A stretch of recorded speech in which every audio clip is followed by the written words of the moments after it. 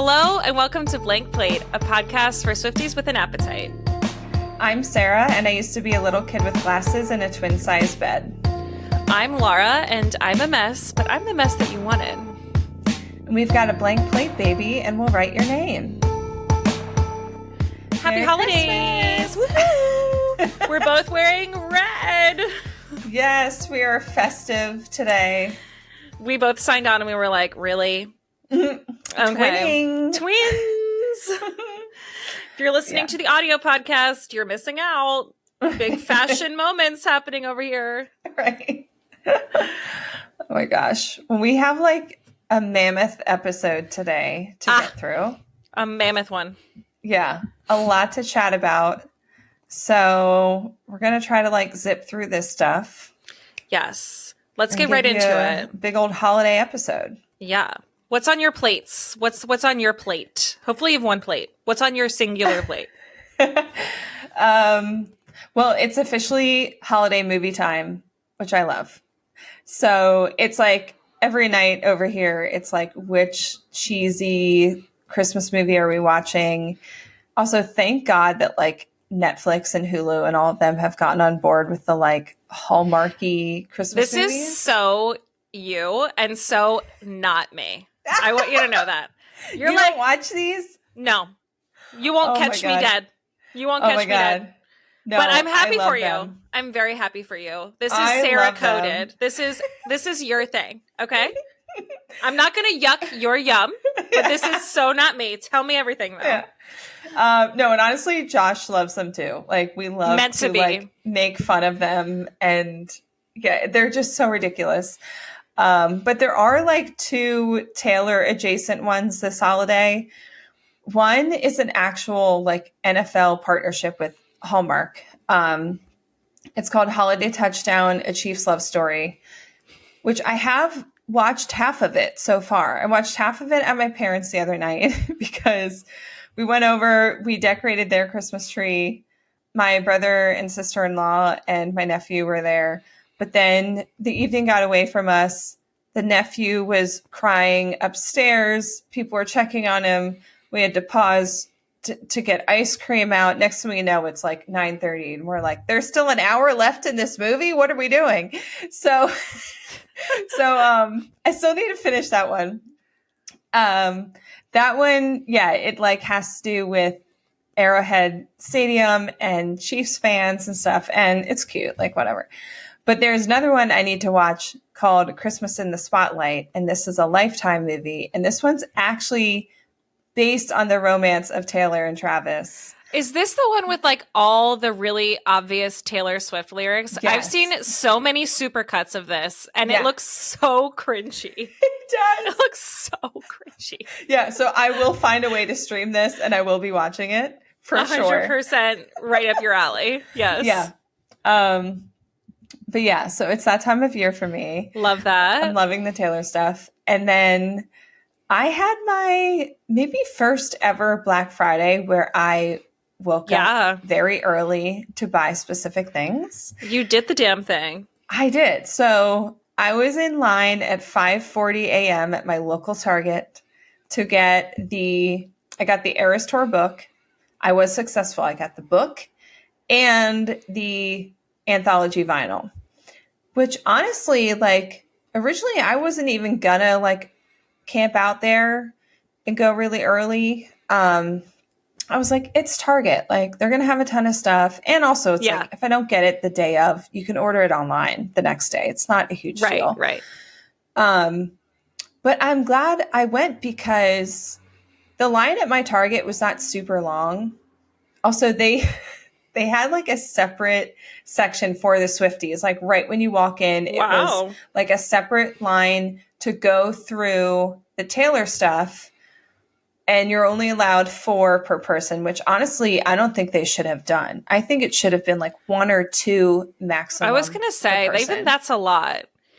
It is a lot. And so the line at my Target was not super long. I was probably like halfway into it, like at the time of opening. And I got one of the last vinyls that was available. Well, yeah, I did not attempt. And I've just sort of thrown my hands in the air and been like, if it's supposed to find me, it'll find me. Yeah.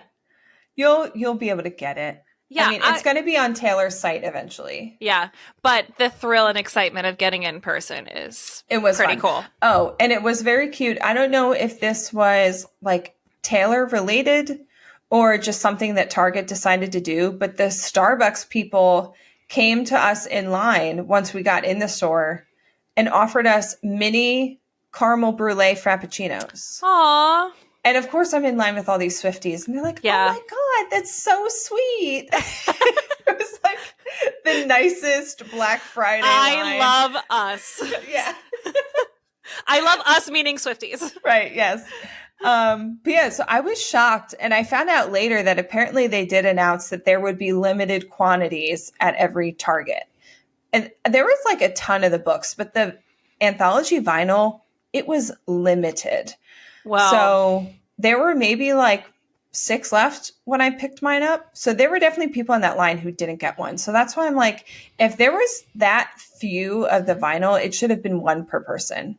Yeah. Of the vinyl, at least for that morning, you know? Yeah. Like if you get your one for yourself, and then later you can get, I could see maybe two, you know, two one maximum. And then one for your Swiftie friend. But yeah.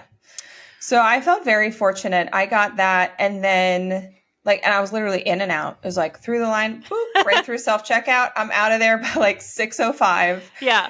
And it worked out perfectly because then I was going to my local record store for Record Store Day does a Black Friday. And do you know what Record Store Day is, like how this works? Nope. So I found out about this back in April. Like the big Record Store Day is always in April. And this year it was the day after Tortured Poets came out. So I ended up not trying to go to a record store early that day because you and I were up way too late listening to Tortured Poets the night before. Yeah. I remember it all too well. Yes. So the way it works is like artists will release either a Record Store Day exclusive vinyl or what's called Record Store Day first. So it's like Record Store Day gets first dibs, but then eventually it'll like probably be sold on their website or something. Like I just got the Noah Kahan, Olivia Rodrigo single that came out during the April Black Record Store Day. But they like have since released it on their websites, but it's still kind of like hard to get, like limited quantities and stuff.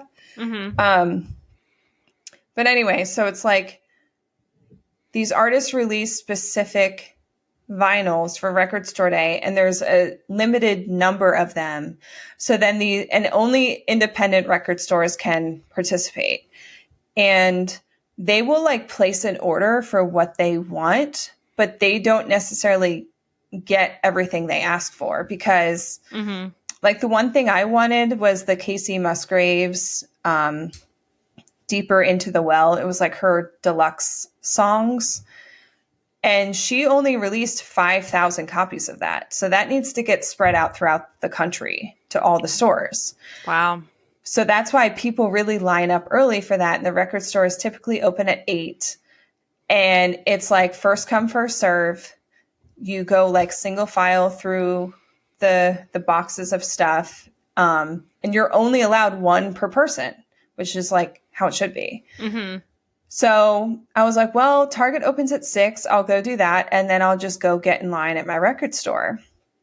So, and they open at 8. And so like I was in line at my record store at 6:30 in the morning.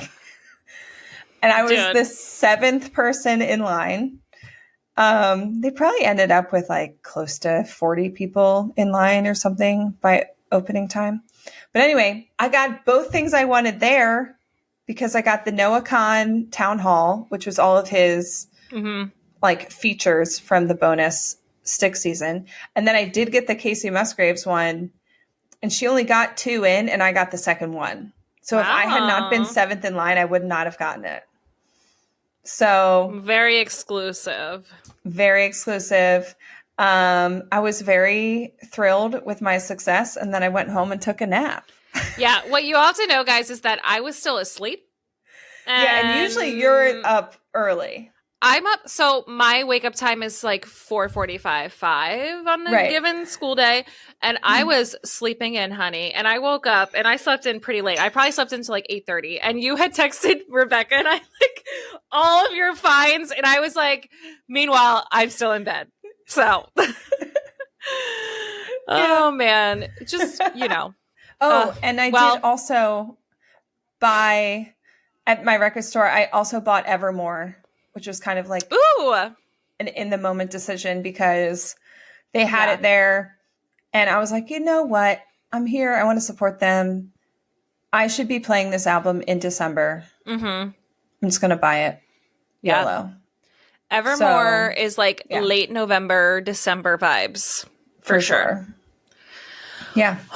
So what's on your plate, Laura? I have not had any purchases that I'm proud of besides like, you know, buying Christmas presents. Mm-hmm. But our holiday decorations are up, so that's really nice. I always like love when we get our tree and put our little Moravian star outside. We keep things pretty simple, but like there's candles in the windows, there's Moravian star. We get all the like Luke family like tchotchkes of like nutcrackers and smokers and all the like German little decorations his grandparents have given us. So that's really cozy. Our house feels really like warm and inviting. So that's nice. Yeah. I've been doing a lot of photo shoots. So almost every day over my break, I had some sort of mini shoot. That's awesome. Yeah, which has been really cool and got to reconnect with some people and just like getting into the swing of like editing and, you know, the processes that come with being a photographer. Like, where do you upload your galleries? And how do I, you know, make sure I'm getting everything done in a timely order? But anyway, so lots of photo shoots. And then I have to take a minute to talk about Wicked. Okay. Have you seen it? No, but I'm going to. Oh my God. Sarah, like, I had to wait like 3 days after it opened to go see it with my college friends who we've all done theater, and like we would sing Wicked in the car, maximum volume. You play Elphaba, I'll play Galinda. Like it's the whole, you know, like we were the theater kids, right? Yeah. And Wicked was one of the shows that really made me a cemented theater kid. Like it was Rent, Wicked. It was around the same time that like the Phantom of the Opera movie came out, like all these like movie musicals. Oh yeah, Rent, the movie musical had come out. And Wicked was like the show. It was the show of shows. I actually got to see it when I was in high school and loved it, obviously. Yeah. I came in, I mean, you know me. I'm ready to go in there being like, it wasn't that good. It was so good. Like no notes. No notes. Absolutely zero notes. Zero. That's awesome. You can like tell the care that was put into this show was really intentionally done for the theater kids because there are certain things that are sacred in that show and they did not mess with them. And that makes me very happy. I think the casting was perfection. I mean, your boy Jonathan Bailey is in it. Like, are you joking? Love him. It's so good. And now it's so fun to see all these like non-theater kids fall into the world of Wicked. Like my whole algorithm is just people being like, wait, you're telling me that in Act 2, this person turns to this thing and blah, blah, blah, blah. I'm like, yeah, duh. Hello. But Luke went with us because we had an extra ticket. One of my friends wasn't able to come. He was like, you know, I was enjoying every single minute, but he's sitting next to me and it's hard to gauge where he's at. And I could see like someone who's not really into the show not getting it, I guess. But at the end of the show, we're all like, oh my God, I'm like weeping. There's like my mascara is like halfway down my cheeks. And I turned to Luke. I was like, so what'd you think? He was like, that was the best movie musical I've ever seen. And I was just like, yes, we've done it. We've crossed over. We've crossed over to a new audience, Classic baby. Luke. Yeah, it was so good. Classic Luke with the response like that with like no build up, you know. Nope. Like couldn't tell the whole, like he didn't laugh. I mean, we're not really laughers like at all. Like it takes a lot for me to giggle out loud, but yeah, like we both loved it. And then he's like, "Are we gonna go see it again?" Like we're going to go see it again. It's that good. You're going to love it. You guys should come with us. I would love to. My mom and I want to see it together, so we're going to have a mother-daughter date. I'll go see it 3 times. I don't care. I'll be there every single night. Yeah. It is so good. It's beautifully done. Well, I do plan to see it. I wasn't sure if Josh was would want to go, and it turns out he doesn't care, but he cares more about the FOMO of not going with me, so he will be going with me. That was Luke too. Luke's like, should I go? And I was like, you don't understand.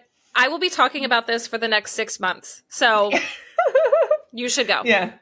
Yeah. So, yeah, I am excited to see it. And I honestly don't know the story. Like, you've sent me some TikToks. I'm like, I don't know what any of this means.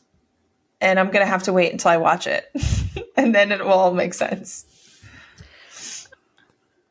I just feel like, maybe you should see it without me first, because I don't want to ruin anything, because it's part 1 and part 2, you know? But if we do go together, I will have to be on my best behavior to not spoil things. Okay. Because there's a lot that, like, you'll be like, well, what's up with that? And I'd be like, I can't tell you anything. And I ask a million questions. Yeah, I was going to say, Sarah's MO in a movie is to ask a million questions. You are definitely going to be the mom have you seen, like, the moms where the kids just have, like, text messages? PowerPoint? Yes. I was just talking to Josh about that, because that is so me. That is like, you. Wait, I know this person from somewhere, and I'm looking on IMDb. I'm like, then I'm looking up the age gaps of the lead actors and stuff, and like, what else have they been in? And I'll ask questions, and he's like, I don't know, Sarah. I'm also seeing this movie for the first time. Yeah. You know, or I'll ask questions about, like, well, why did they do that? And he's like, it's not important to the plot. I'm like, okay, but now I'm wondering about it. Like, that is me. You're going to be like that a lot. Just, you know, the one rule, you can ask questions, but the one rule is we don't sing. You are not allowed to sing during the show. It's fine. It's not the Eras Tour documentary. Okay. Right. That was a different experience for sure. Yeah. Oh my God. Well, speaking of the Eras Tour, by the time this episode comes out. I know. Well, crazy. Unless we like turn this one around pretty fast, but like the Eras Tour is ending this weekend. It's ending before this even comes out, you guys. So like we cannot even properly mourn. We can't even properly mourn this with you. Yeah. I mean, seriously. And I was really wondering, like, will Taylor cry at the last show? But then she cried at the last Toronto show. So I was like, she's going to cry. The Champagne Problems, like, moment where she just, like, soaks it in. No. Tears. It's going to be tears. Yeah. And I never would have expected that to be the moment where she cries. And that's when she cried at the Toronto show. But it does kind of make sense, because doesn't she typically take out her earpiece so she can actually hear the crowd? Yeah. And that probably is a moment for her to just stand there and really absorb it and take it in. Yeah. And be present and be like, wow, I have all of these people here to hear my songs. Like, that's got to be intense. It's got to be like the only moment. She says this, and then I know in the book that she said All Too Well 10 is when she's really able to like really soak in like how large and amazing the crowds are. But like that is a designated moment in the Eras Tour for her to not be like the performer, the, you know, hit your choreography, make sure you hit this mark, don't forget to go here. It's just like her and us. Yeah. So like, which like we kind of created that moment for her. Because that happened because of the like tradition to give her a huge, long standing ovation. So maybe it'll just never end. They'll just never sit down and stop applauding, and the Eras Tour will never ever finish. So I just cannot believe we're going to live in a world without the Eras Tour. I know. This is where I'm like, thank God for TikTok, because we'll be able to watch edits of it and videos of it forever. Yeah. Ugh. I know. It's crazy. I do plan to set an alarm to wake up for the surprise songs on the final night. And I'll probably watch through to the end of the show. The time difference is rough. What time do the surprise songs start for us? Like 1:30 a.m. That is nuts. Yeah. That's crazy. Either 12:30 or 1:30. Is she going to do something crazy, or is she just going to let us be with this moment? You know? I think she's going to do something. I kind of hope that she does. I mean, obviously I hope that she does. But like, I also think that Taylor should really just like let us soak in what is the Eras Tour. You know? Like, what a special Barbie world moment for all of us. Yeah. So I did see a TikTok that I sent you that I love this idea that Taylor has written a song about the Eras Tour and the fans, kind of like a Long Live, but Eras Tour specific, and that she plays that as a surprise song on the last show. I mean, it's been such an impactful experience for her, and she is a songwriter. Like, it's only a matter of time, right? Yeah. I don't know. I mean, tears, if that is true.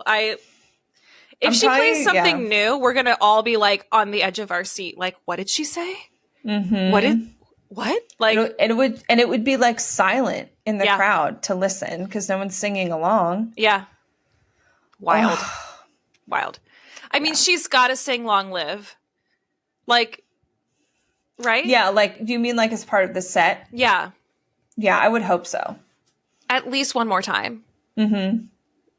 I just cannot believe it's going to be over by the time this episode comes out. I mean, yeah. R.I.P. R.I.P. What a special time. Going on a complete 180. Okay, guys, we have to talk about this Billboard snafu that happened this week. This is bad. This is terrible. Yeah. This is really not good.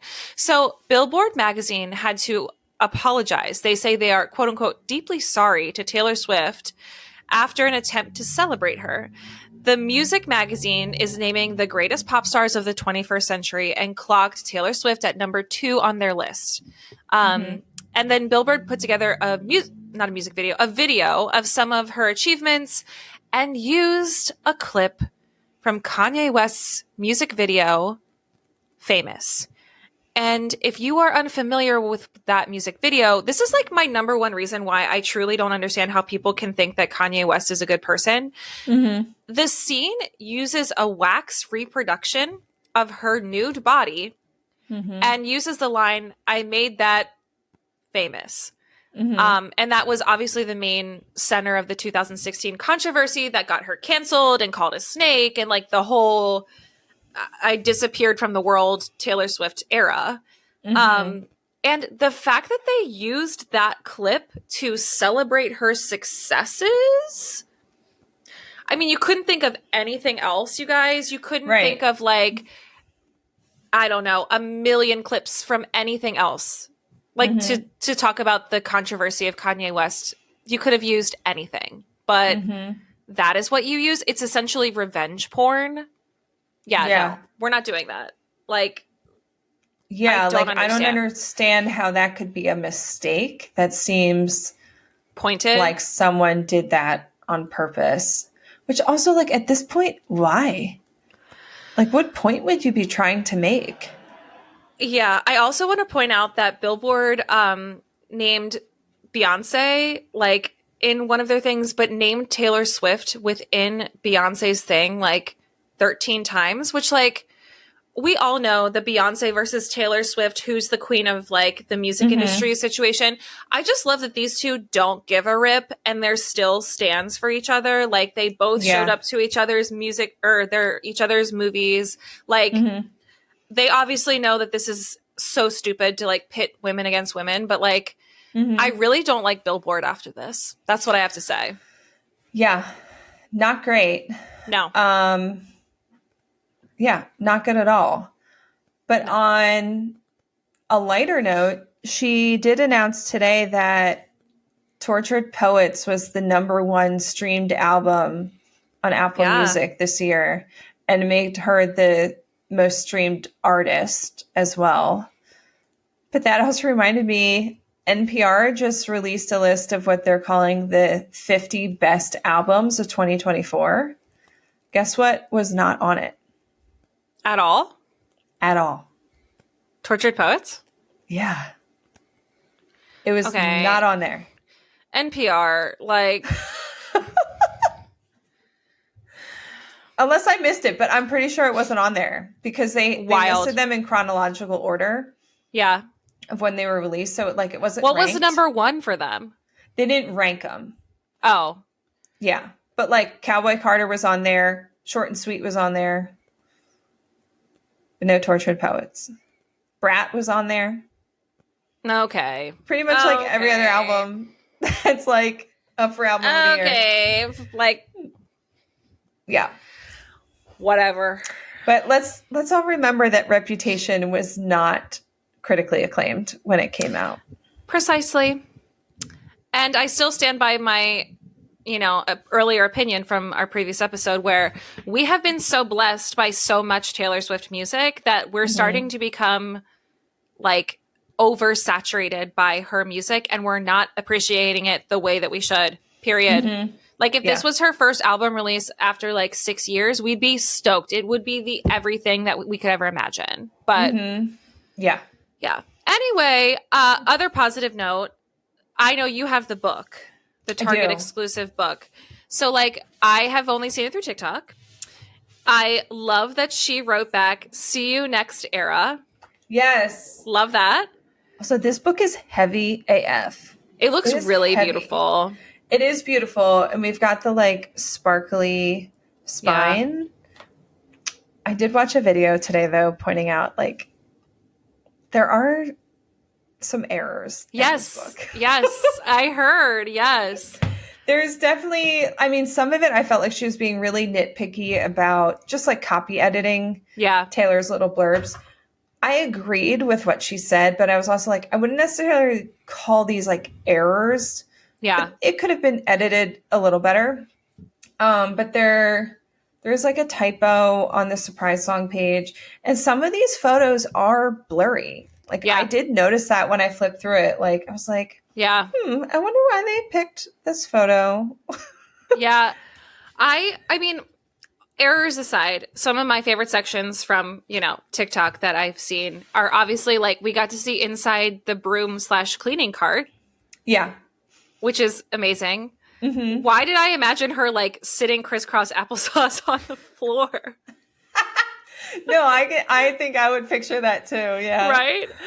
Also, the POV of her like diving after surprise songs. That was cool. Oh, there's also like a time lapse of the stage being built. I did not realize that it takes like 2 to 3 days. It's pretty staggering. Which makes sense, actually. Yeah. Yeah. I will say the thing that I love about this book, and especially with the Eras Tour ending, like to have this as a keepsake, is it goes in order of the show. And it has like a little section for every song she's performed, like except for like Nothing New doesn't have a section and Florida doesn't have a section like those ones. But it kind of feels like reliving the show. If you actually like flip through it, it's almost like rewatching it, but you can do it in like, 20 minutes, like looking through this book. So it is really cool to have that. I was also thinking because let me pull open the table of contents here.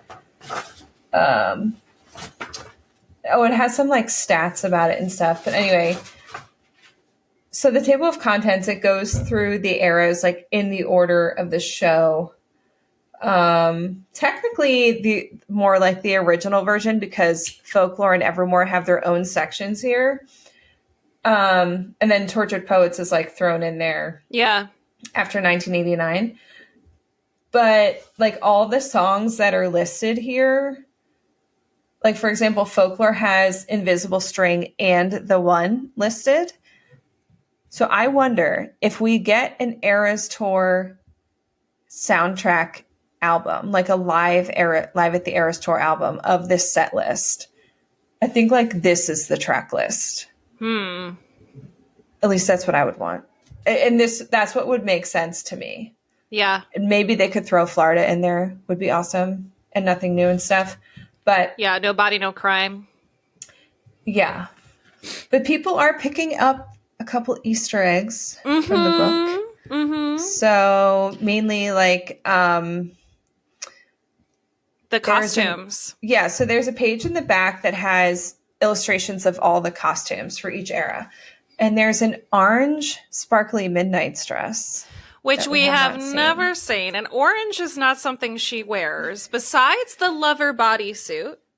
So right. Like all this stuff she added in on like the second leg of the tour. Yep. I'm sorry, but we are Karma Truthers here on this podcast. We are Karma Truthers. What is behind that orange door? Yeah. Is it going to open after Karma closing song and she's waving goodbye and then that door opens? And I think like the scariest part about this book is that in her little like note from Taylor introduction, she says, hold on, let me get the wording right. Let me find it. What did she say?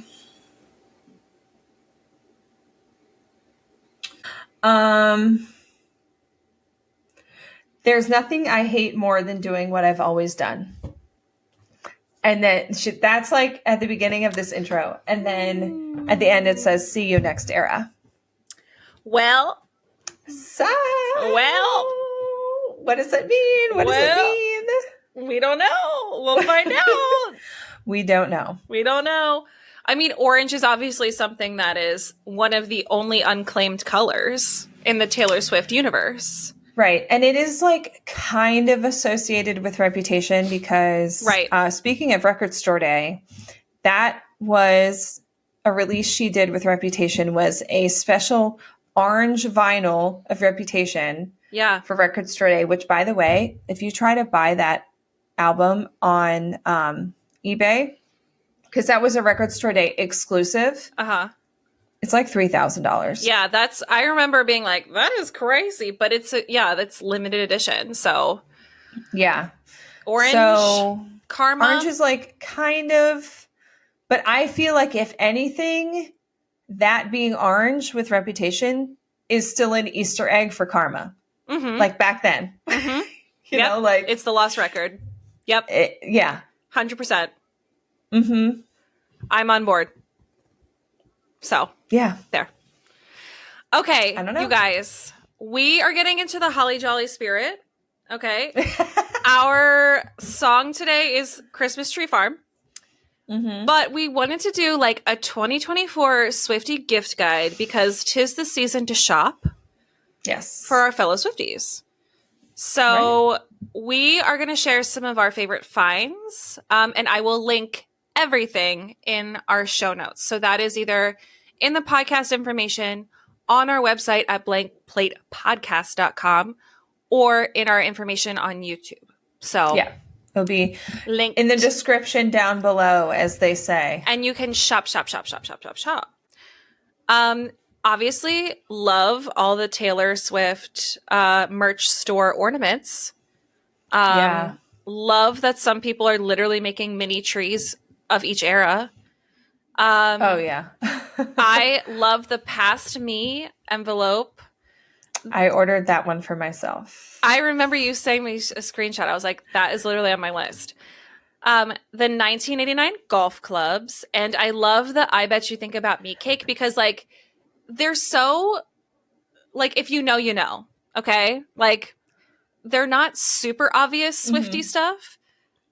Like, you might think, like, oh, my husband likes golf. Okay. Or, oh, it's just a cake.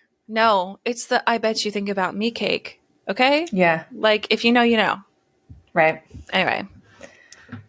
Yeah. And obviously, like, Taylor's versions, vinyls are always a great gift if anyone's a vinyl collector.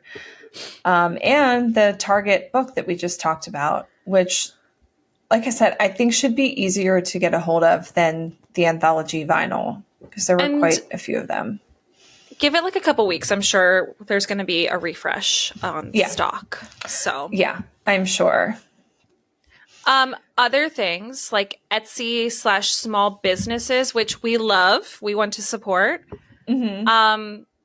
I love this Eras Tour Stadium custom city/date ornament, which is amazing, especially if you've gone to Eras Tour with your besties. You get that for like all your girlfriends you went to or guy friends that you went to the Eras Tour with. Yeah. Very special. For sure.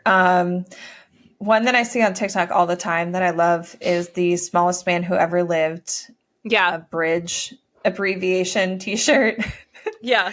So if you haven't seen it, it's like all the first letters of every word. And it's just, a block of text of just letters. Yeah. And that's really like, if you know, you know. Truly. Like you can wear that to the gym and no one's going to know, but the Swifties will know. Yeah. Were you sent by someone who wanted me dead? Right. Anyway. Oh, I love this. This is our place. We make the rules hand towel. I feel like that's really cute if someone like is moving into an apartment or moving into their house, or just like get them this with like some soap or I don't know, lotion or something like that would be cute. Yeah. There's a to-do list that says, I cry a lot, but I'm so productive. Adorable. Yeah. Obviously, Taylor PJs. These have been all over TikTok too. They're like little illustrated Taylor costumes all over and like a very classic matching set PJ. Yeah. You also found this folklore cabin turntable topper, which like you can find these for like every era, but it's a little thing that sits on the center part of the turntable and spins along with the record. And it's the folklore cabin, which is really cute. Yeah, it is cute. Oh, also there's like a Swiftie coded planner / this whole Etsy shop is like Taylor Swift related organization tools. And she has a calendar called the Mastermind calendar. And it's sort of like that checker style, like the Eras Tour floor. Oh, like the chessboard. Yeah. Yeah. So very cool. I just thought like if you have a type A friend, that might be cute. Yeah. We have a car mirror decal that says lights, camera, bitch, smile, which I thought this was so cute. So this goes on your rear view mirror in your car. Yeah. Just cute. Oh, this is really cute. This is the surprise song sweater with custom embroidery for like your show's songs on the sleeve. I'm obsessed with this. Like I want this. It's so cute. I know. It's so cute. And it has it's the flowers from the acoustic piano, right? Yeah. That's what's on the front. Yeah. Yeah. That's so cute. You also found this Eras Tour confetti necklace. So it's a little necklace with like a glass circle that has pieces of confetti. But what I want to know is like, is it actually confetti from the Eras Tour or is it just meant to look like it? They claim it is. Do we know? I have no idea. Like they could totally be lying, but it's the colors and like everything that like, the color scheme of the ones that are on the Eras Tour. So I don't know. Maybe. Yeah. Okay. So tell me about these like candles. Cause this is new to me. Okay. So this popped up for me as an ad on Instagram and I was like, this is perfect for our episode. So it's this company called Shy Wolf Candles, but they have a Taylor collection. So right now they have 4 different ones. They have All Too Well, 'Tis the Damn Season, Reputation, and Champagne Problems. Cute. But like All Too Well, the flavor is maple syrup, vanilla, and espresso. And then 'Tis the Damn Season is rum, cinnamon, cream, and tonka. So I'm like, these sound so amazing. Good. Yeah. They're like those like all natural like soy coconut wax candles. They have cute packaging too. But yeah, highly recommend them. They sound awesome. Yeah, I love that. And then, of course, like there's this other Eras Tour customizable embroidered crew necks. Like there are a million crew necks out there. Like find a crew neck for your person's like favorite song on Etsy. There's a million options out there. And then you found this bookmark, which is cute too. Yeah, I saw this morning on TikTok. A creator, she designed these bookmarks, one for each album of Taylor's, but they're kind of like what you're saying with the ornaments. Like it's not obviously Taylor Swift. Yeah, I like that.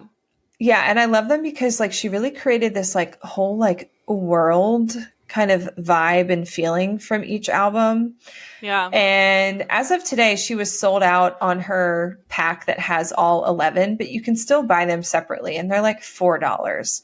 So if you have a Swiftie who loves to read with like a favorite era, this would be a really sweet little like stocking stuffer kind of thing. Yeah. We also have a couple like Amazon/TikTok shop ones because like if you're in a pinch, why not? I love this "'Tis the Damn Season" sweatshirt. It's embroidered and it just has like a football on it. It's "'Tis the Damn Season" because like that's how I feel about football season. I don't care, but it's cute. Mm-hmm. Yeah, there's also these slippers which you got me before. Yes, which they're Meet Me at Midnight. So they have like a moon and a clock on it. Yeah, and yeah. Oh, really and cute. I love this playable piano desk. So it's a calendar, and each day there's a card, and it's like on this little plastic tiny keyboard piano, and you put it up, and then it has like color coordinating numbers that you can like play the songs that is for that day. I think that's just like really cute. Yeah, that is really cute. Yeah. There's so many cute Swiftie things. Like, what a time. What a time to be alive. Truly.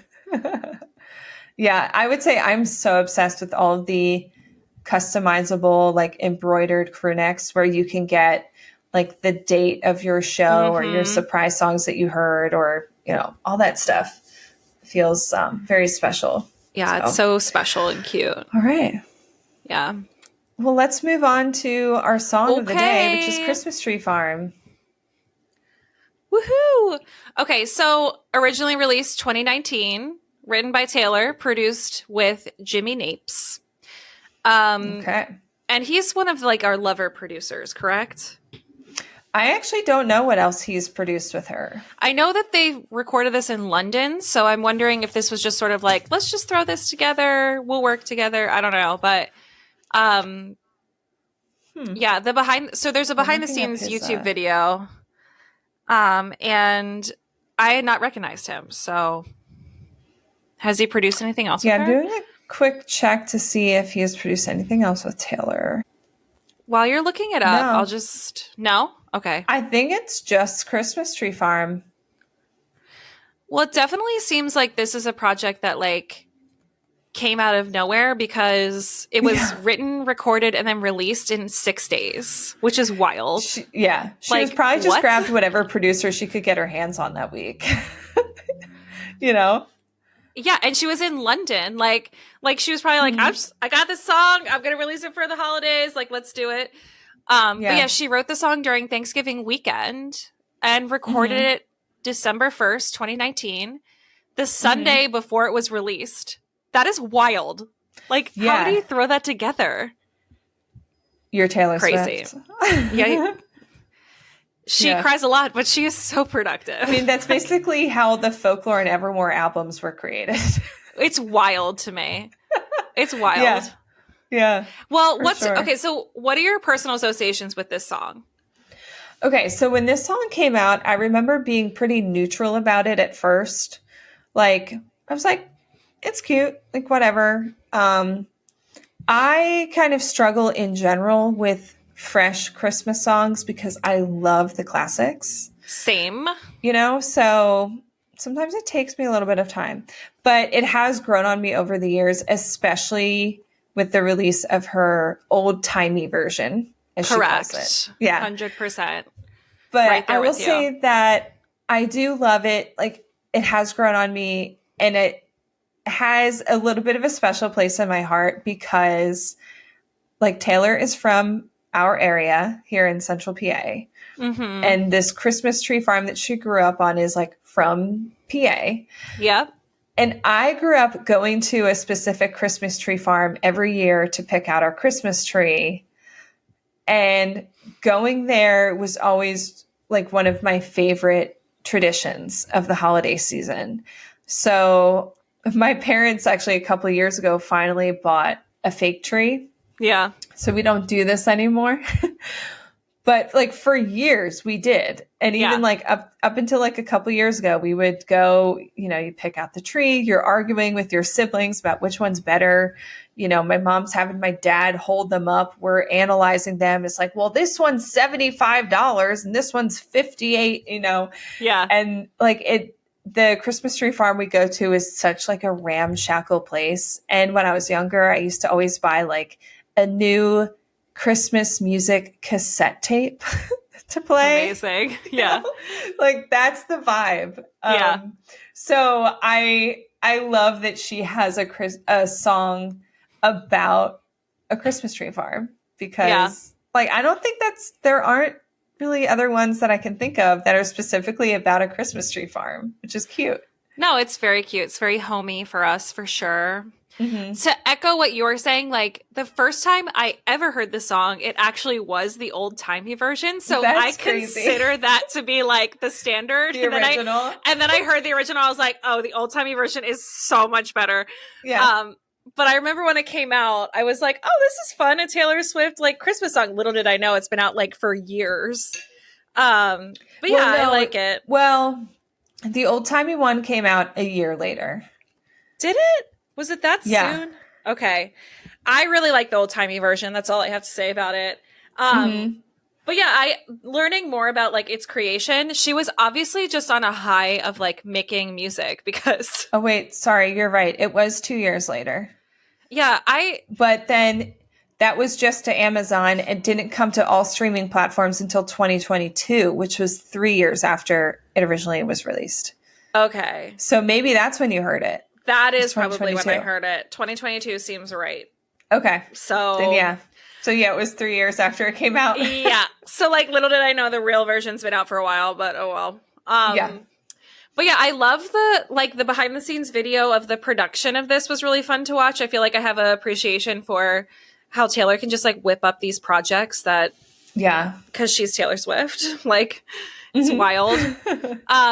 But yeah, when I was like researching the folklore of this song, I realized like she wrote it in 6 days. She recorded it in London. And like the day after that she recorded her vocals, a group of like gospel choir singers came in and provided like the finishing touches. And I love that. I think they're so talented. And then literally announced it on Good Morning America on December 5th. And it was released the next day. Like... What? And even her like music video is so homey because it's all like her music video or her home videos from her childhood. And I love it. So it is really sweet. Yeah. Yeah. So Taylor just released kind of like it's called a single, but it's also kind of like a mini album because it has 3 versions. Yeah. Just this season, they released a 3-song collection of the original, the old-timey version, and then a live recording of her performance at the iHeartRadio's 2019 Jingle Ball.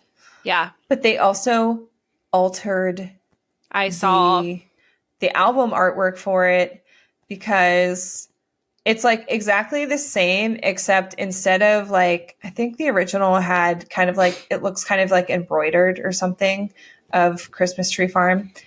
They changed it to be friendship bracelets. Yeah. Like going across the top. Yeah. Also like the farm in like the song title and like the cover art is like a real Christmas tree farm in Berks County, right? It's like where she grew up, correct? Yeah, because I think it's like an old photo of her as a child. And then like, so she grew up on Pine Ridge Farm, located in Cumru Township, Berks County. I don't know Berks County that well. But then she moved to Wyomissing and then later to Tennessee. Yeah, I guess so.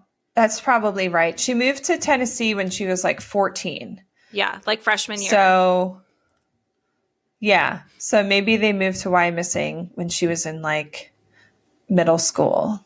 It's just like so funny to imagine the world's biggest pop star like growing up on a Christmas tree farm. Mm-hmm. It's very like Hallmark Channel-esque. I think. Yeah, for sure. Also, I would literally die if she released a Christmas album. Like, because she had one, which people are wondering if she's going to do like a Taylor's version of her Christmas album, which, let's be honest, that Christmas album sucks. Okay? We don't want it. And I love a Christmas album, but like, I don't know.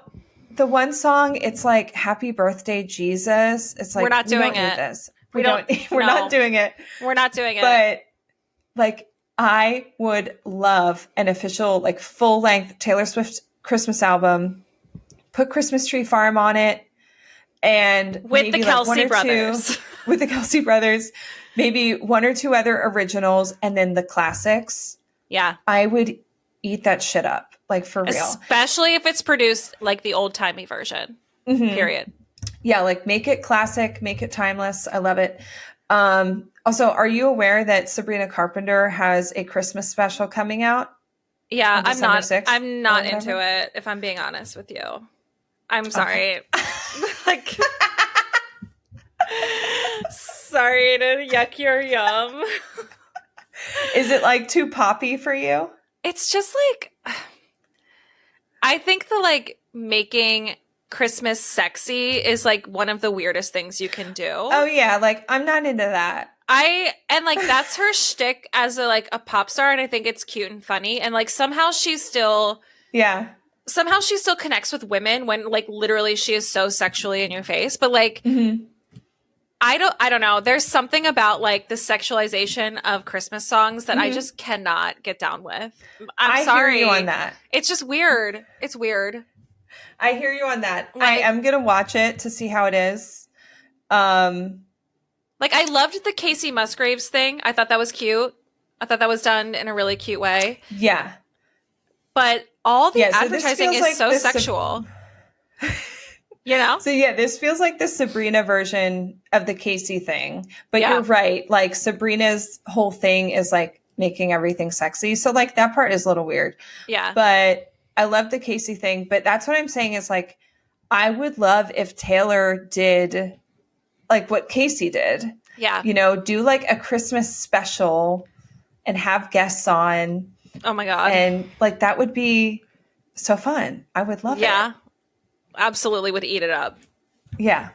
Eat it up. Just saying. I would love it. She loves Christmas. She does.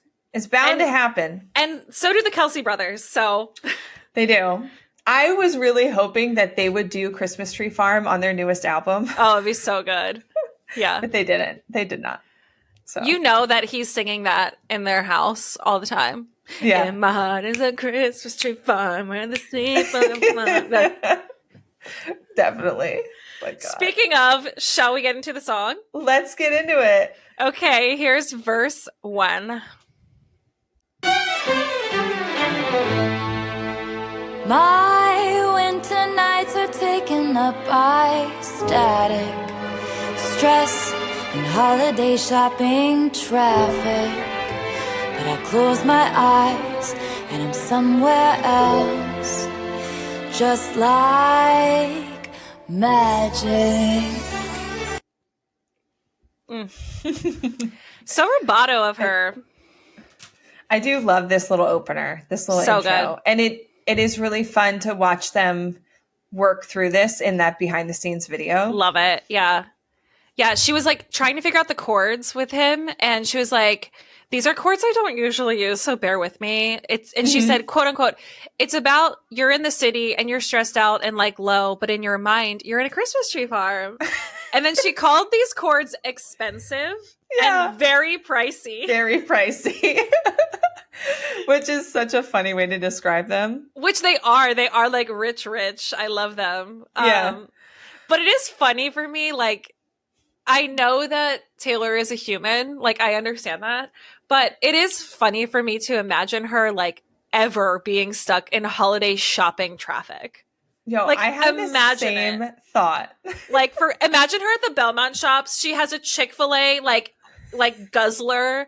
And she's just, like, downing her, like, waffle fries before she goes into Target. Like, right.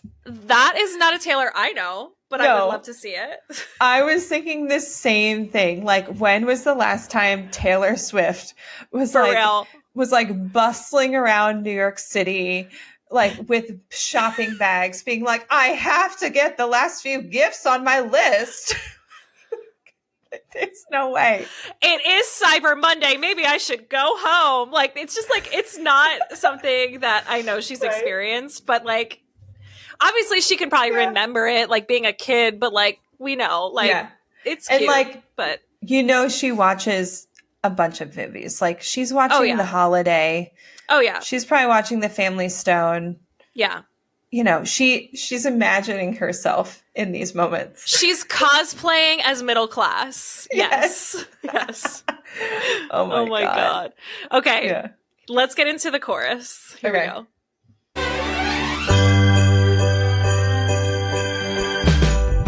In my heart is a Christmas tree farm where the people would come to dance under sparkling lights, bundled up in their mittens and coats, and the cider would flow.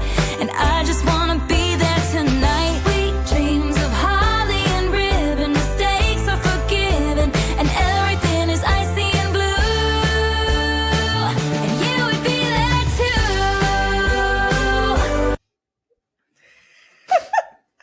too. Okay, as corny as this song is, you have to give it to her. The woman knows how to write a hook. It's a bop. This song will get stuck in your head. Absolutely. It's a bop. It's a total bop. Yeah. Oh my God. Oh my gosh. I love that. Obviously, it's like a home for the holidays vibe. What do we think about cider would flow? Like, why cider? So I was thinking that I wonder if the Christmas tree farm she grew up on, maybe they served hot apple cider there. Very classic. Very classic. I don't think my Christmas tree farm did anything like that. They weren't quite fancy enough for that. But maybe hers did, Yeah, plus it's family friendly. Yeah. Warm cider, very cozy. Yeah. Like the guys like wrapping up the trees and drilling the holes in the bottom, maybe like sneak some whiskey in from their flask in their coat pocket. Yeah. Or something. My guys. Yeah. But also, I love that this is such a classic Christmas song because it's also a love song. Always. And for what reason? Like, why is every Christmas song also about being in love? A sense of longing, always. Yeah, and wanting to be with your sweetheart at the holidays. Yeah. What is up with that? It's just always the vibe. I don't know. Because, she could completely leave that out of this. Yeah. But then it's and you would be there too. It's even kind of like an afterthought in the song. Also, you would be there. You'd be there with me. Yeah. But we're at the Christmas tree farm, you know? It could have just been in my heart, it's a Christmas tree farm. But no, it's you would be there too. Yeah. Yeah. Oh my God. Well, I don't know what to call this next section. I called it chorus 1.2. It's like an extension of the chorus. But anyway, here's the next section. Under the mistletoe, watching the fire glow, and telling me I love you. Just being in your arms takes me back to that little farm where every wish comes true. Love it. Yeah. So I made this connection because I've heard this song a million times because this is Luke's favorite Taylor Swift song besides Cardigan. This line from I Bet You Think About Me, when she talks about takes me back to that little farm, I was like, oh my God, I have to talk about this one. Mm-hmm. I was raised on a farm. No, it wasn't a mansion. Just living room dancing and kitchen table bells. Okay. But also, this is my least favorite part of I Bet You Think About Me because it sounds like she says kitchen table bowls. Bowls. It does not sound like Bills. Bills. I never knew what she was saying there. So there you go. It's so weird. Yeah. But yeah, there she's mentioning the Christmas tree farm, and I bet you think about me. Yep. Wasn't a mansion. But it was pretty big. Wasn't that house pretty big, though, from what we know? I mean, yeah. Yeah. Yeah. All right, well, let's do chorus 2. Okay. In my heart is a Christmas tree farm. There's a light in the barn. We run inside out from the cold. In the town, kids are dreaming of sleighs, and they're warm and they're safe. They wake to see a blanket of snow. Sweet dreams of holly and ribbon. Mistakes are forgiven, and everything is icy and blue. And you would be there too. There you go. All right. Okay. As a teacher, I have to talk about something that's been on my heart, okay? Yes. So it talks about the kids are dreaming of sleighs, they're warm and they're safe, and then they wake to see a blanket of snow. Like, we know the joy of waking up to see a blanket of snow when you've been watching the forecast and you're like, oh my God, is it going to be a couple inches? Is it not going to lay? And then you wake up and then there's snow on the ground and you're like, oh my God, are we not going to have school? Like, yeah. And sadly, today's kids don't know that joy. Like, well, they might a little bit, but the truth is that we now have the erasure of snow days happening because public schools now do like virtual learning days. So like, it's not the same level of joy as just having like, you know what I mean? Like, it's just not. Oh my God. Yeah. I remember having a snow day where all I did was sit in my favorite chair with like a blanket and read a book literally all day. Yep. All freaking day. And like, if you're feeling really bold, you would go out and play in the snow for like a half an hour and then have hot chocolate and then you go back and read more. Yeah. I know the vibe. Yeah. Also, what it was like to wake up at like 6 a.m. and be like, Dad, do we have school? And they're watching. And like, yeah. Yeah, or like they have the radio on. It's like, well, I haven't heard, Lebanon School District yet. They didn't say it. And then Cedar Crest's closed. Yeah. It's like, or you got a 2-hour delay. It's like, yes. Yeah. Yes. The best. The best. The joy. These kids don't know. They don't know. They don't get it. It's not the same. No, it's not. All right. Yeah. Continuing the song. Here we go. Under the mistletoe.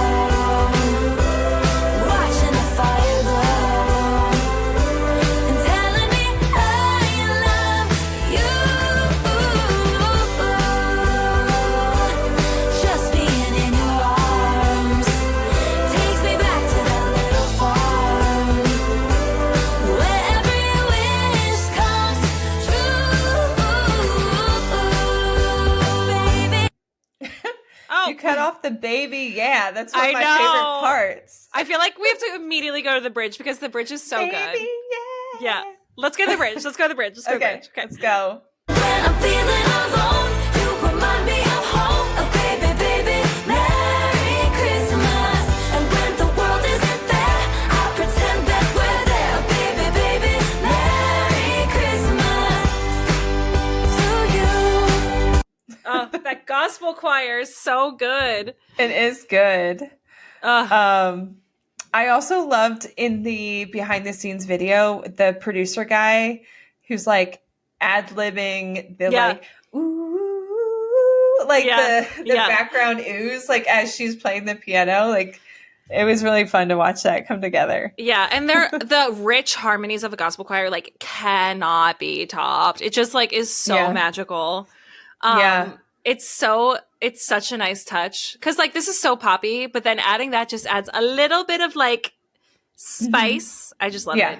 It's so good. It is funny because like now that you say that, this song absolutely you could have like slotted this into one of the Jason Kelsey Philly Specials Christmas albums, and it would fit right in. Like this is the vibe. Yeah, it's upbeat, it's poppy, it's a bop. Yeah. For sure. You add a choir. Yep. You've got sleigh bells. Yep. People having fun in the background.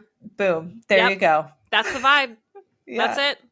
All right, here's the end of the song. Here we go, people. Under the mistletoe, watching the fire glow, and telling me I love you. Baby, Merry Christmas. Oh, baby, baby, Merry Christmas. Baby, Merry Christmas. I love you. Oh, baby, baby, Merry Christmas. Oh, baby, baby, Merry Christmas. Oh, baby, baby, Merry Christmas. Please come true.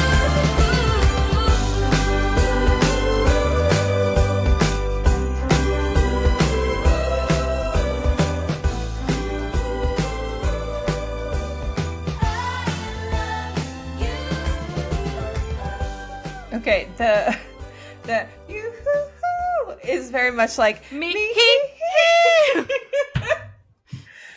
Taylor was She was borrowing feeling that. from Lover. Yeah, a she little was- bit. She was feeling that arpeggio. Yeah. Yep. All right. Yeah. So we've continued to talk about the old timey version, like, Yeah, and I feel like we have to just give a sample of that because please. it's so warm and it's so rich. Anyway, here is the old timey version introduction.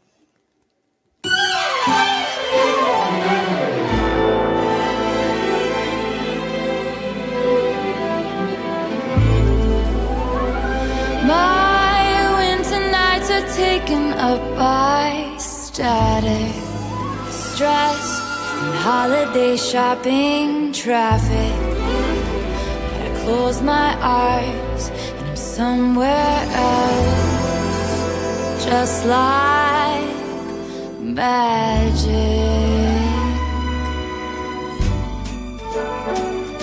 It's so good. It- It's so good.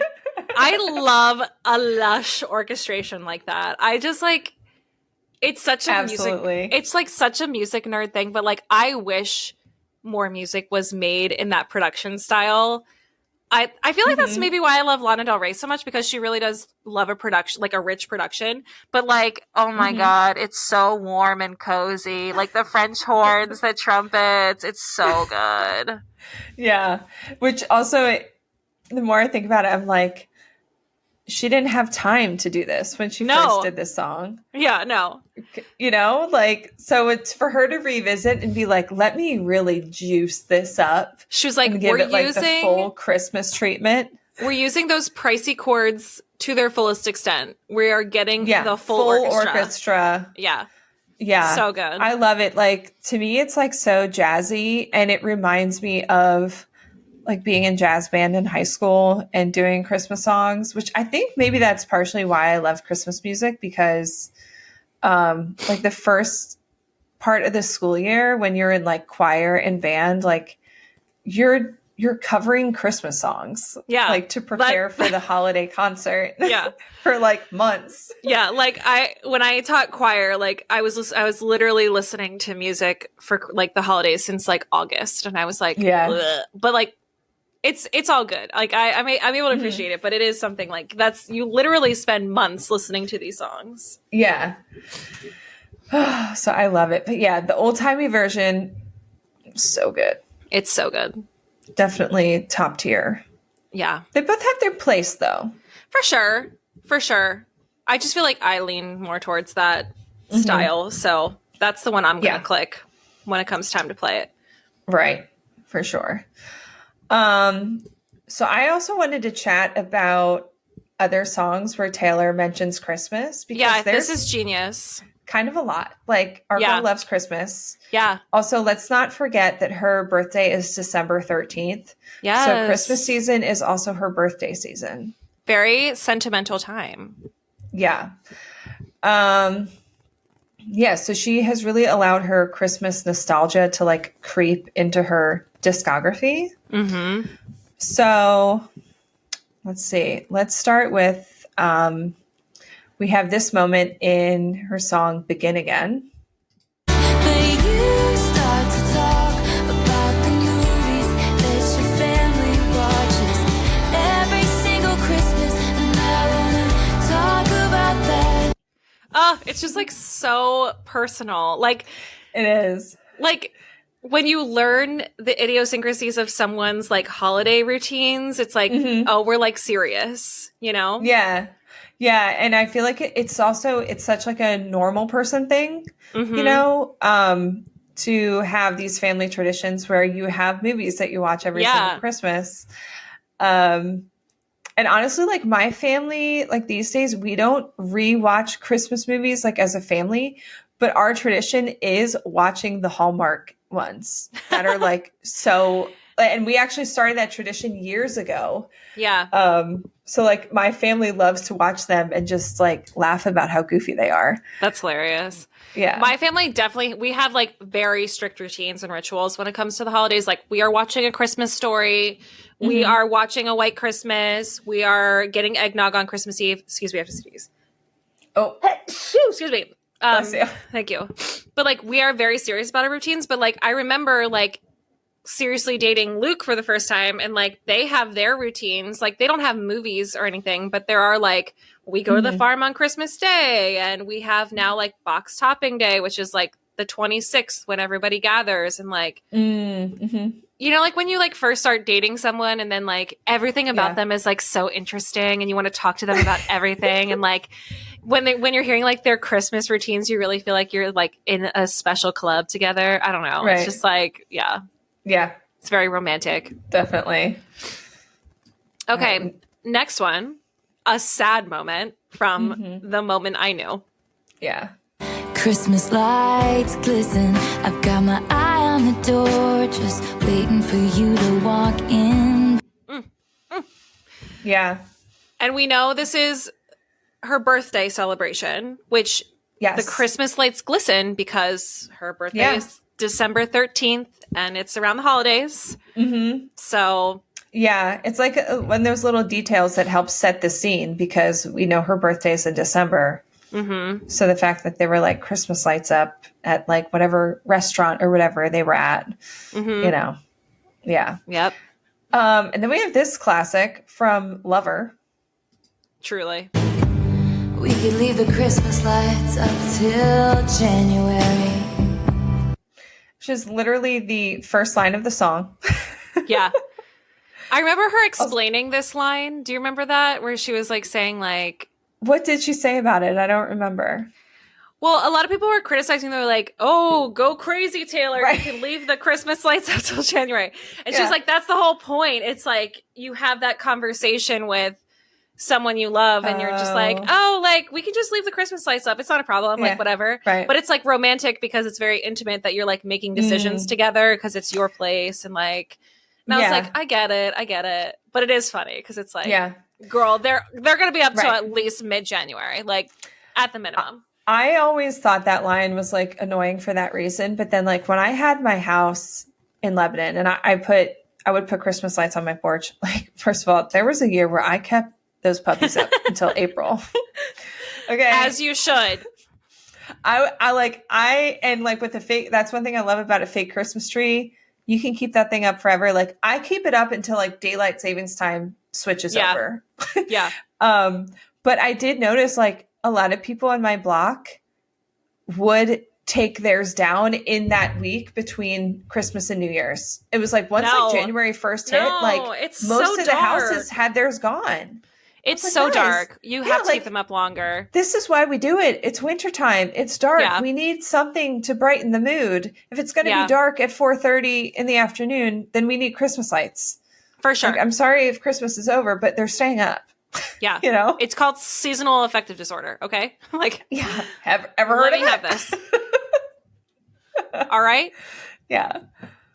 Yeah. All right. Next one is Midnight Rain. It came like a postcard. Picture perfect, shiny family, holiday, peppermint candy. But for him, it's every day. I love that song. Love a Midnight's moment. So I love this lyric because she doesn't like explicitly say Christmas here, right? But that's what she's talking about. Yeah. This is my favorite part of Midnight Rain because of this line.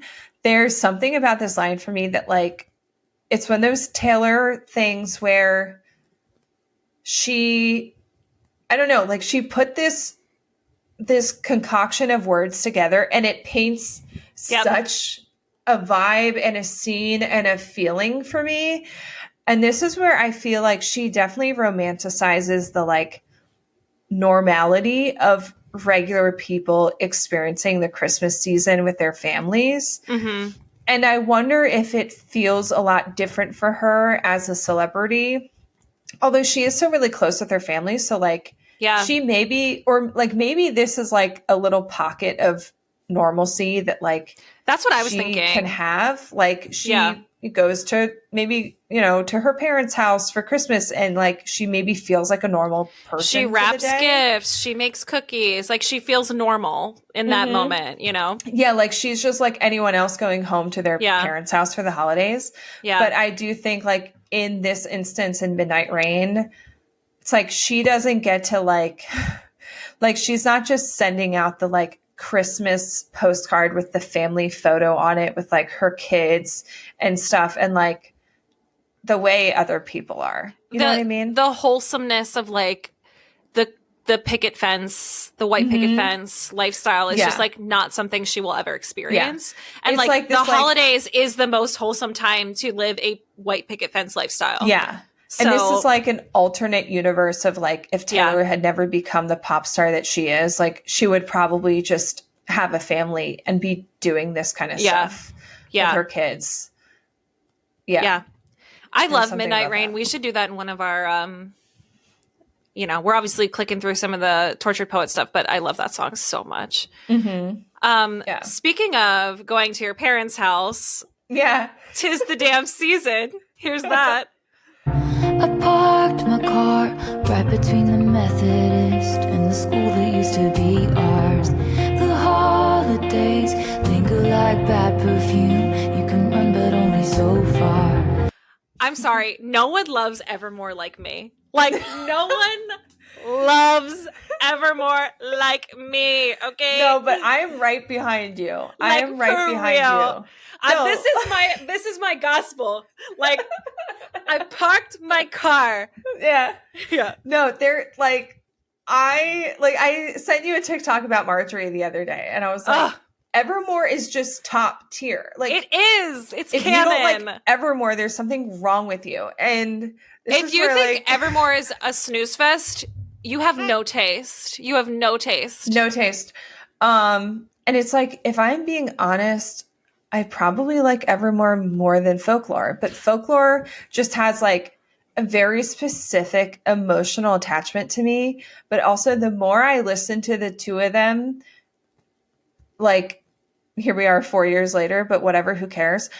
Like Folklore really does have like kind of like it's like cold, which is weird because it's like a summer album, and Evermore is warm. There is a warmth to the Evermore songs that is not in the Folklore. Warm starkness in Evermore, which is like very late November vibes, early December vibes. And Folklore is like end of summer, fall encroaching vibes. Mm-hmm. Which is like morning in a way. Anyway, summer it is cooling off. It is so good.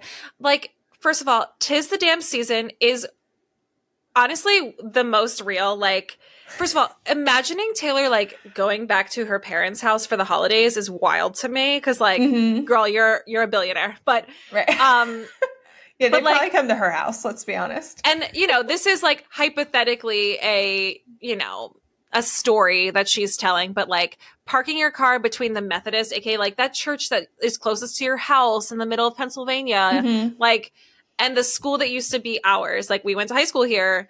The holidays linger like bad perfume, aka like you can't escape the feeling of like being in your hometown, sleeping in your old bed, going and hooking up with your ex. Like, it is just top tier.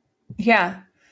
Oh my God. Evermore is so good. Speaking of Evermore. Wait. Before we leave, there is a certain vibe to going back to your parents' house, like specifically in your like early 20s / when you're in college. Yeah. When like your life is like a completely different world and somehow you come back to this space and like there's this weird vibe. There's this weird feeling about being back in a place that is so familiar, but like not yours. And like all of the old routines and the old like connections like pop up. And you like turn into a teenager again. Yeah, it's so weird. And like she did such a good job with bringing that to life in that song. Anyway, so speaking of Evermore, like you were saying. Yeah. So this is from Right Where You Left Me. I'm sure that you got a wife out there, kids and Christmas, but I'm unaware because I'm right where. So this, to me, completely connects to that line from Midnight Rain about like it came like a postcard, picture perfect, shiny family, holiday, peppermint candy. But for him, it's every day. I'm sure you got a wife out there, kids and Christmas, but I'm unaware. Yep. Like this person who's just out there living a normal life with a family and kids and Christmas. And she's like, they have that and I don't. And I'm here. Yeah. Yeah. Like I'm here being a pop star. Yeah. The weird longing for like normalcy, kids and Christmas, like that white picket fence lifestyle. Yeah. The alternate reality she might be living, right? Like crazy. Another Evermore one with Champagne Problems. Okay. She really did hit it with all these songs. Okay. Yeah. And soon they'll have the nerve to deck the halls that we once walked through. Yeah. Because hello, Evermore is a Christmas album. Yeah. And that is why I bought it on Black Friday. Because I was like, 'tis the damn season to be playing Evermore. Yes. Yes. Yeah. Truly. Oh. And then I didn't even clock this, but she mentions Christmas in I Look in People's Windows. So here's that.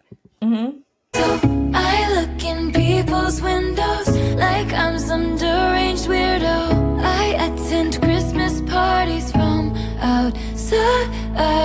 Again, like that strange, like I'm an outsider looking into these like picture perfect lifestyles. Yeah. And that weird longing that she probably does have for that. Like, I'm sure if you are a mega superstar the way that Taylor Swift is, like seeing people gathered around a table where you're all equals and you're not the monster on the hill and like, you know, like you're just gathering and catching up and eating and passing around food is like such a like desired experience for her that she'll never have. Yeah. But yeah. It's funny that you didn't like clock that. Yeah. This song mentions Christmas because to me, I Look in People's Windows is the Christmas song on Tortured Poets. Like this is like the line that I think of the most from this song. Yeah. You know why? Because it's this part of the song that, which like we've talked about how like Taylor songs create actual like scenes and images in your mind. This is the one that creates like the image I see of this song of like walking outside of like a brownstone or something and seeing people having a Christmas party through the window. Like the warm light coming from like a beautiful old brownstone with like bookshelves and like, Yep. Yeah. So Sonder.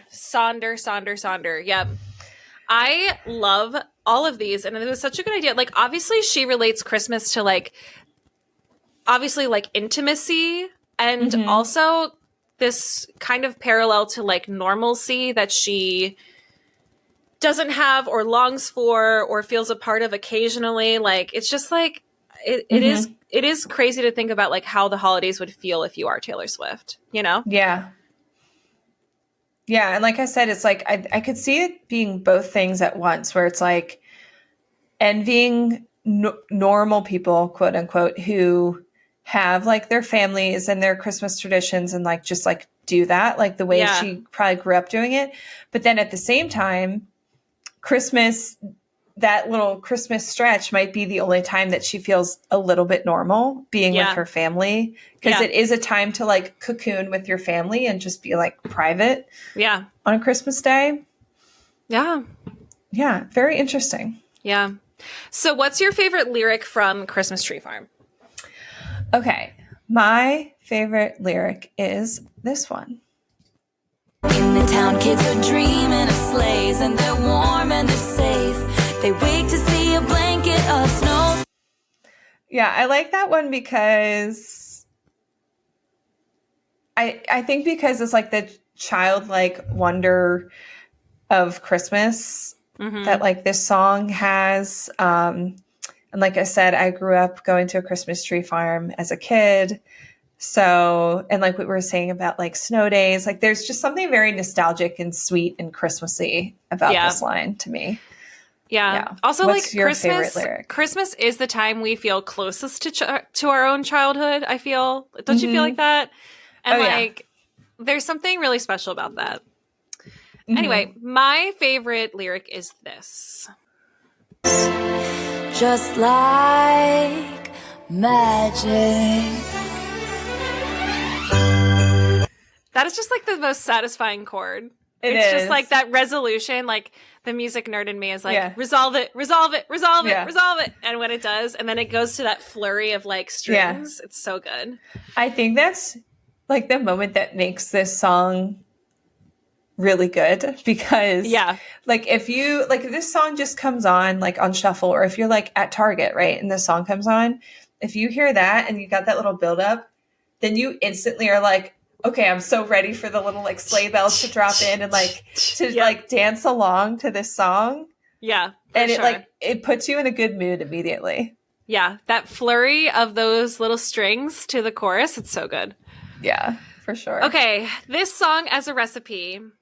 I said homemade. We have to give it a rating. Oh, Laura. wait. I'm sorry. Okay. I gave this a 7.0 out of 10. 0.0. 0.0. And I gave it a 7.5. Yeah. So it's a bop. It's a holiday bop. Yeah. Yeah. Yeah. I mean, it's a holiday bop. It's not like her best song ever. Obviously, it's not like these lyrics are like, you know, earth shattering or anything like that. No. But it's not poetry. It is a bop. Yeah. It is a bop. It is improved in the old timey version. Definitely. But also the fact that she put this together as fast as she did. Yeah. Kudos. Like, it's impressive. Very. Yeah. Okay. Sorry, I was rushing us. That's okay. This song as a recipe for me is homemade warm chocolate chip cookies, like the kind that you're like coming in from the snow and your house smells amazing. And the magical chocolate chip cookies of it all.